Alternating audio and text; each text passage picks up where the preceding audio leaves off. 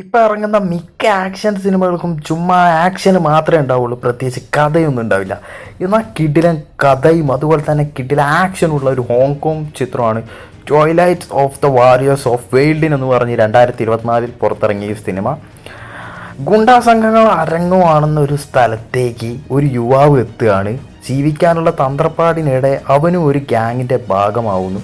തുടർന്ന് അവിടെ നടക്കുന്ന ഗുണ്ടാസങ്ങൾ തമ്മിലുള്ള ഏറ്റുമുട്ടലാണ് ഈ സിനിമയുടെ മെയിൻ കഥ എന്ന് പറയുന്നത്.